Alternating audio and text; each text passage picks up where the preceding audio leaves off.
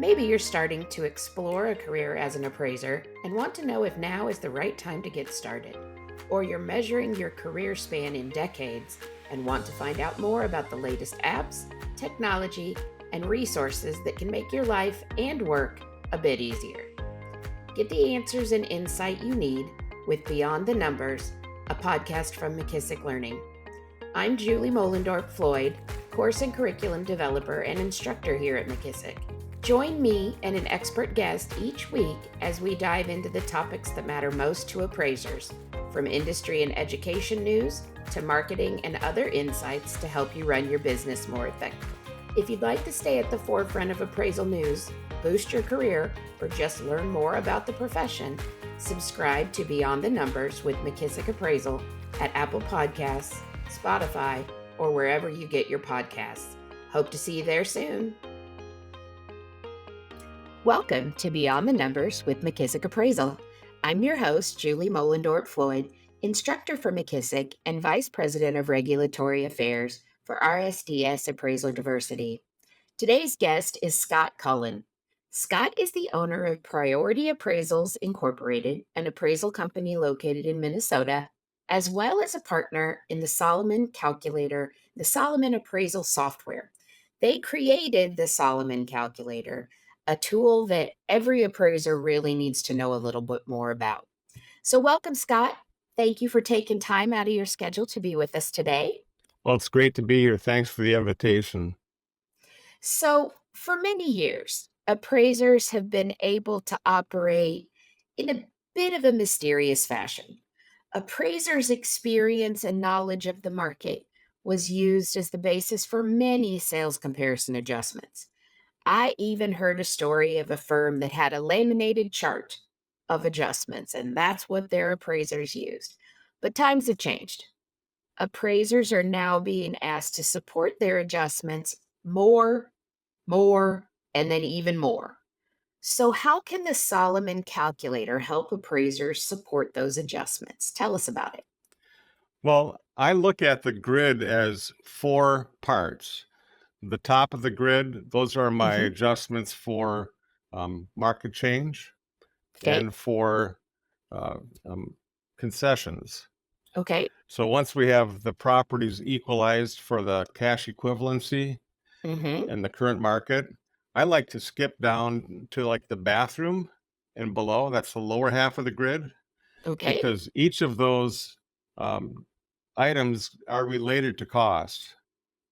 True. So now I've got this big puzzle reduced down to I've only got half the answers I can't find, right? I like it. So then once we've done the adjustments for the cost related features, then we look at the very bottom line, which is the adjusted sale prices. Okay. And now an appraiser can look for a trend in the adjusted sale prices that coincides with the trend in some other factor above the bathroom count, for instance, quality.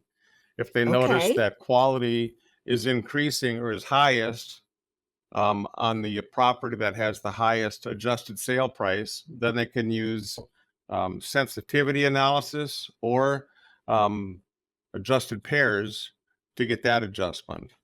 Okay. And then it becomes Tell us more. Then it becomes a game of logic, right? Sometimes you'll have properties that differ both in site size and view, and maybe the largest site has the best view. So you've got to untangle that. There's a definition in the appraisal of real estate that says sensitivity analysis is kind of an umbrella term for paired sales and group data. And that the object of any of those is to isolate the effect on value of a feature. So we can take things one at a time, starting with market change and then GLA, bathroom count, basements, basement size, basement finish, garage stalls, all those things are related to cost. Okay. I love looking at it from the point of view of it's a puzzle to be solved. Right. Because I see that every time I do an appraisal. Right. I think, and I know we talk about the problem to be solved, but I like to view it more as a puzzle. Right. And finding the pieces that fit in there just right so we get the full picture and we get that market value. So tell us a little bit more about how the Solomon calculator works. Right. Well, the biggest question I'm asked is how can a cost related adjustment be based on the market?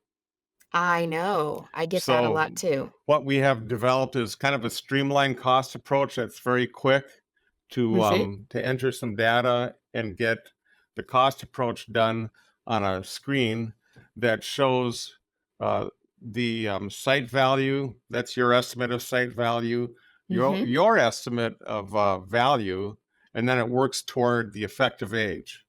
Now, Okay. effective age is a statement of fact that we make on page one.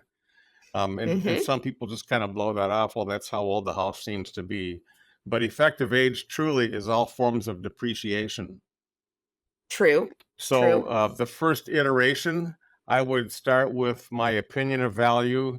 Um, Maybe it's based on my inspection of the subject and the comparables that I've driven by in my car and I've looked at the interiors coupled Okay. with maybe a prior listing or a contract, but I'm not appraising to that number. That's my starting point, which is the Sure. scientific method, right? We have a question to answer. We make observations, in other words, the comparable data compared to the subject, and then we develop a hypothesis.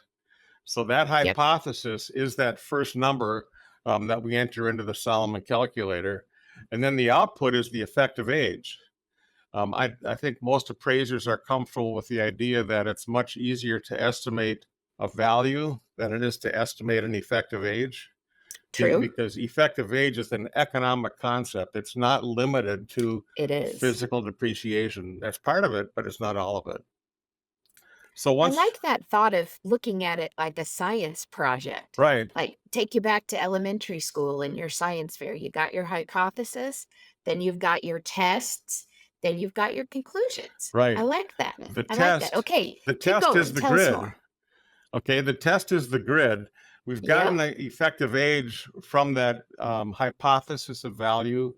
Now we will get adjustments based on the percentage of cost of all the features. Okay. If that is maybe there's a 20% depreciation indicated, that means the market is paying 80% of the cost of the house. I love it. If a bathroom costs $10,000, maybe a good place to start for a bathroom adjustment is 8,000, right? 80% of 10,000. Same with Hmm. GLA and all the other features. So we've got these adjustments that you would put in your grid, and it Okay. might tell you that you were wrong about your hypothesis, right? This is Ooh. truly the scientific method. It's circular in some ways. So Okay. if we didn't guess right, if the market's telling us no, it should be this, we enter that number into the tool and it gives us a different effective age, maybe 18 or 22. And those result in a little bit different adjustments. Okay. So once you've gone through that iteration a couple times, then you turn to our other tool, that's the sensitivity tool, where Hmm. you would look at how things, maybe it's age, maybe you see a close correlation between age and value, maybe it's Okay. site size, maybe it's condition or quality. But you can do the whole grid from top to bottom with the Solomon tools. Wow. I love the fact that you're checking yourself as you go through the process. And, again, I think appraisers really kind of sleep on the cost approach. Right, We have the mindset of cost doesn't equal value. And so the majority of the time appraisers feel the cost approach is superfluous. It's just not necessary for those credible assignment results.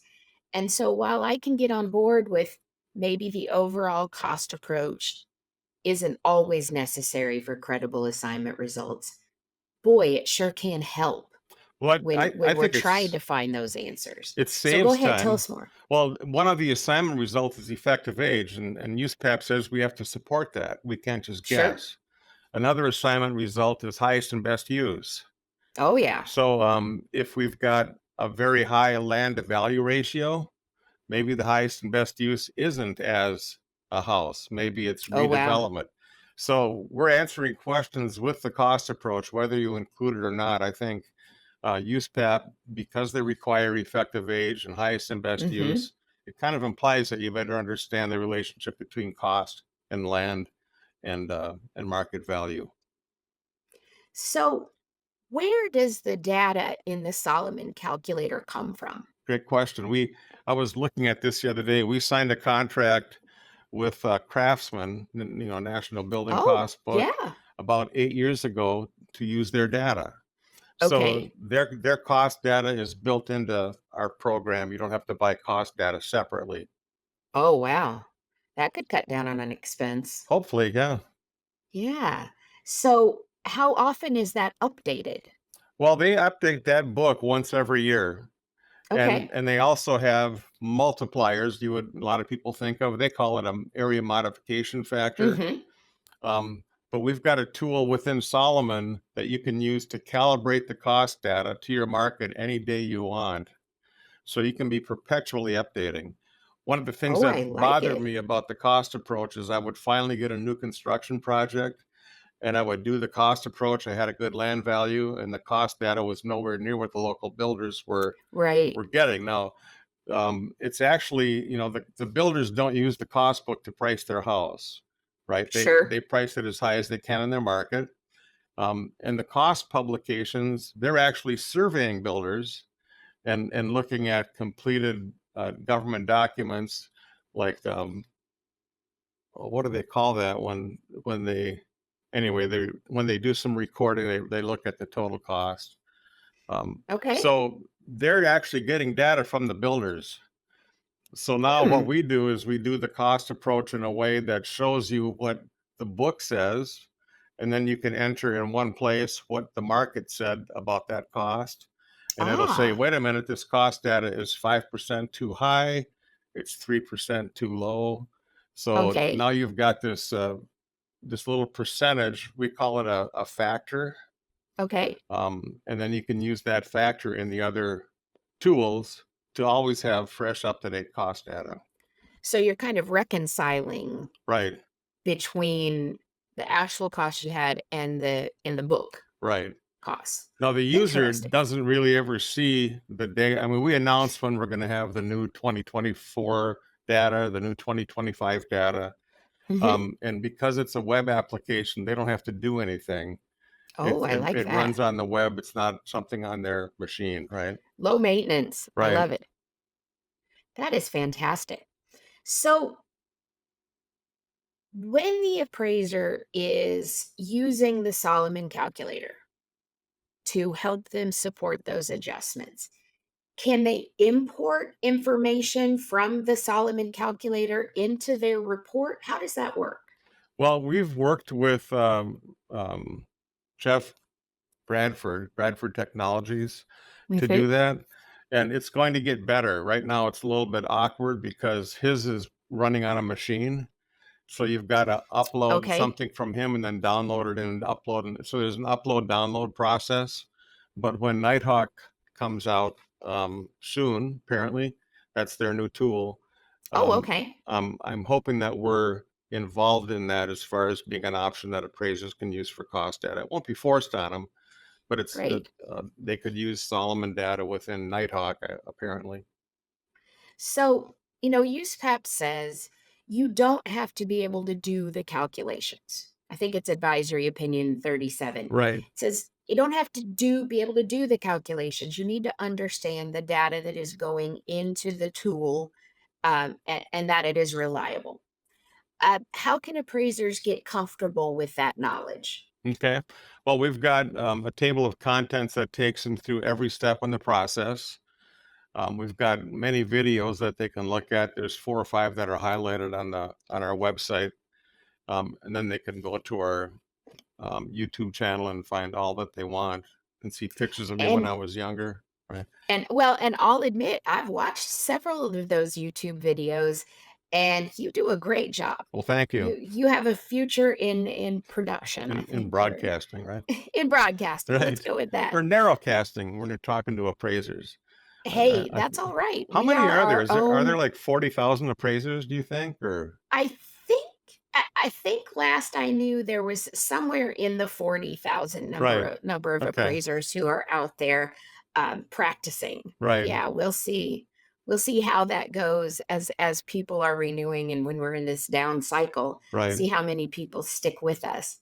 And then So the go last ahead. thing about understanding, people can send me an email and schedule a free as much as they want for time, and I can take them through the process. Whether they're a trial user, we have Okay. a free trial, or if they've already been a member and they don't understand something, like we just came out with our new manufactured housing, which is Oh, a little bit unique. So there might be some training on that, or new people, right? So I'm sure. spending most of my time these days in front of a Zoom camera, doing demos with people over the screen. Hey, that personal connection is important. Right, And appraisers, when we need help, having an actual human being, you're not being sent through some chat bot. You are actually one-on-one connecting and helping them support. So I want to go more into that manufactured home discussion because that's the form that appraisers complete that always requires the cost approach. right, right. So tell me more about this manufactured home tool. Well, I would say that it is a way to keep track of the data that's already published in national building cost. When they Okay. open up our tool, it shows a screen, maybe 8.5 by 11, that has all these boxes to check and numbers to add in. But most of the data has to come from the actual book. So they're manufactured housing is pretty complex. They've got maybe Sure. 6 different types of skirting, right? And Mm-hmm. and the other thing about manufactured housing that makes it unique is that things like a deck or a porch or a garage are Right. part of the house that's depreciating. Mm-hmm. But in manufactured housing, they could be putting a new manufactured house on a property that has a 30-year-old garage Oh and wow. a Yeah, true. 50-year-old machine shed. So True. it takes more thinking and data entry, but we give them a screenshot of all the data so they can pick and choose, like, okay, we need a garage, we need a shed, we need a deck, and so on. I like it. But it does Like it. extract effective age from the estimate of value, just like Solomon's other products. Fantastic. So you said something about you offer a free trial Right. of Solomon. Tell me a little bit about what you offer to someone who might be interested in the product. Right. Well, they could just sign up for our 14-day free trial. Okay. And I haven't been calling people automatically. I think I might start doing that. Okay. But if you see something that you don't understand, just get a hold of me and we'll go through it on the trial.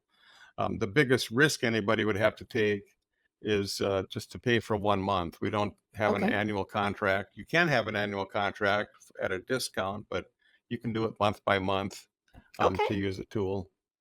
So it's not a huge commitment up front. You can Right, try it for you said 14 days right, for free and then you pay month by month if you so choose or you right, can pay annually. right. I like it. I like it. And I mean, what kind of other tool gives you direct contact with one of the, creators of this awesome tool to say, "Hey, you're having trouble here. Let's work through it together." And I believe me, love those hands-on demos. I've learned a lot from appraisers all across the country. Don't we all? Yes. Don't we all? All right, Scott. So tell us if someone is interested in the Solomon calculator, where should they go? How should they reach out to you?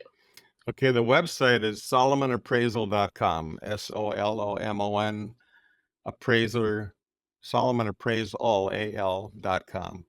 Okay. And that's a website that I'm able to maintain. It's a Squarespace website, if anybody knows what those are.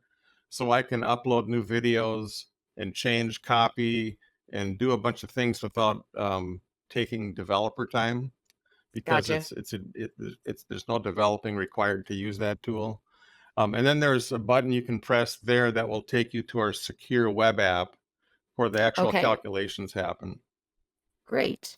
Great. So they can reach out to you there. If anyone is curious, you want to see more, you want to see an actual demo, how do they find you? I watched you on YouTube, but Right. how do they find you on YouTube? Well, on YouTube, I think it's just solomonappraisal.com. I really Okay. couldn't even tell you. It might be under my name even. I'm not sure, but just send me an email. Okay. SCULLEN, the number 2 Vincent. at Comcast.net.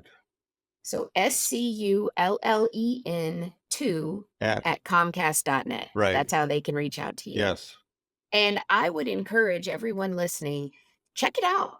There's no obligation. See what it does, see if it's right for you. I know I was fascinated by it. I'm a self admitted math geek, data nerd, whatever you want to call me. I love messing around with the numbers, and I enjoyed playing with and learning about the Solomon calculator. So thanks, Scott, for developing something that's so appraiser centered, so appraiser friendly to help us in this challenge of supporting our adjustments on a daily basis. Well, I appreciate the time. Can I just say one more thing? Absolutely. We are completely independent of MLS data.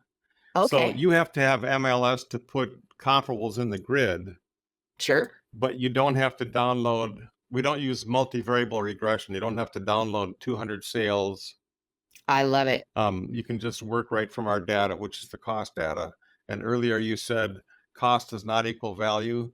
I say hallelujah if we know what percentage of cost the value is. If it's Right. 73%, then 73% of the cost of one more square foot for the GLA adjustment, one more garage Hmm. stall, and on it goes. I love it. All right. Well, thank you so much for joining us today, Scott. Like I said, I'm a self admitted math nerd, and I really do love geeking out with technology, with data just like this. So, thank you so much for being here. Again, thanks for having me. We'll see you soon. And thanks to all our listeners. Please be sure to like and subscribe to our podcast on Spotify, Apple Podcasts, or wherever you listen to your podcast. And thanks for stopping by. Thanks for tuning in to this week's Beyond the Numbers. If you'd like to stay at the forefront of appraisal news, boost your career, or just learn more about the profession, be sure to subscribe to Beyond the Numbers with McKissock Appraisal at Apple Podcasts, Spotify, or wherever you get your podcasts. Thanks for stopping by.